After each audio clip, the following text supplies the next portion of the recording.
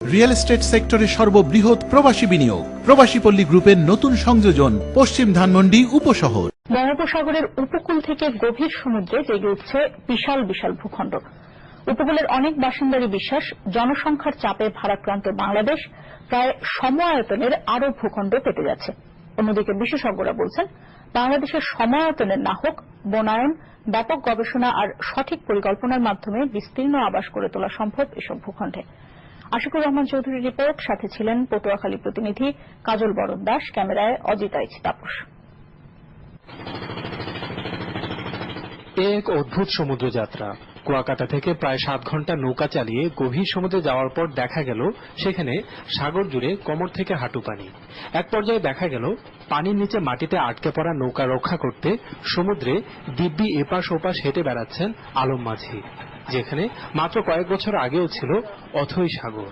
এই জায়গা দিয়ে আমরা আগে সচরাচর বোট নিয়ে যাইতাম, ঠিক আছে, কিন্তু এখন আসতে পারতেছি না। এখন আগের চেয়ে অনেক চর পড়ে যাইতেছে, এবার সাগরের মাঝে মাঝে বড় বড় চর রাখতেছে। নদী থেকে বঙ্গোপসাগরে আসা পলি দিয়ে তৈরি এইসব ভূখণ্ড জেগে ওঠার স্পষ্টতই কয়েকটি ধাপ আছে। প্রথমত, ভাটার সময় গভীর সমুদ্রে জেগে ওঠে এসব ভূখণ্ড, যাদের একটা অংশ এমন উচ্চতায় পৌঁছে গেছে যেগুলো এখন আর জোয়ারের পানিতেও ডুবে না। আবার জেগে না উঠলেও অল্প পানির নিচেই যে বিশাল ভূখণ্ড, তারও প্রমাণ পাওয়া যায় বিস্তীর্ণ জায়গা জুড়ে গেঁথে রাখা জেলেদের লাঠিগুলো থেকে।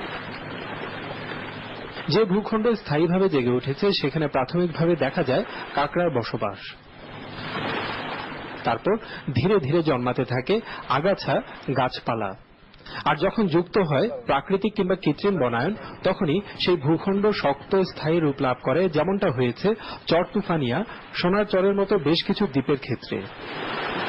কুয়াকাটার বাসিন্দা রুমান ইমতিয়াজ তুষার এখন খুবই আশাবাদী যে তিনি একদিন মাঠ পর্যায়ে তার চালানো গবেষণা থেকে প্রমাণ করতে পারবেন বাংলাদেশের মতো কিংবা তার কাছাকাছি আরেকটি ভূখণ্ড জেগে উঠছে বঙ্গোপসাগরে। অসংখ্য অসংখ্য চর, এটা চর কুকরিমুখী থেকে প্রায় কটকা পর্যন্ত প্রায় 150 কিলোমিটার ভিতরে পর্যন্ত বিস্তৃত, এবং এটার তীরবর্তী থেকে প্রায় 30 কিলোর ভিতরে অসংখ্য চর, যেটা আমরা বলতে পারি দ্বিতীয় যে আরেকটা বাংলাদেশের একটা বড় রকম একটা ভূখণ্ড জাগতেছে। সমুদ্রে জেগে ওঠা এসব ভূখণ্ড নিয়ে ব্যাপক পরিসরে কোনো গবেষণা নেই, তবে এক্ষেত্রে মাঠ পর্যায়ে যথেষ্ট অভিজ্ঞতা রাখে উপকূলীয় বন বিভাগ। তারা নতুন জেগে ওঠা দ্বীপগুলোকে রক্ষার জন্য ব্যাপক বনায়ন করেছে।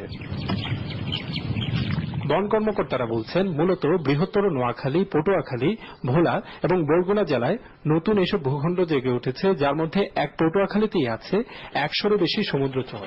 আমরা যে চরাঞ্চলে যে বনায়নগুলো করছি, এই এলাকাগুলো টোটালি পানির ভিতরে ছিল।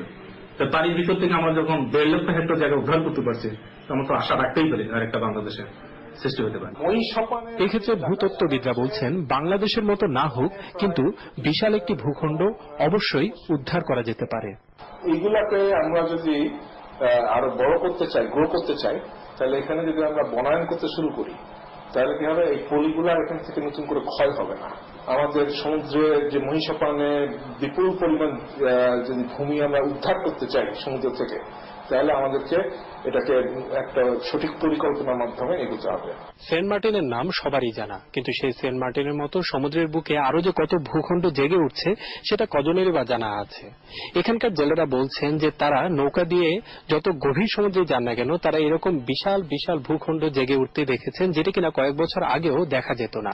আর এইভাবে যদি একের পর এক ভূখণ্ড সমুদ্রের বুকে জেগে উঠতে থাকে, তবে বাংলাদেশ খুব ছোট আয়তনের একটি দেশ, সেটি বলার সুযোগ থাকছে কিনা সেই প্রশ্নটি এখন বড় হয়ে দেখা দিয়েছে।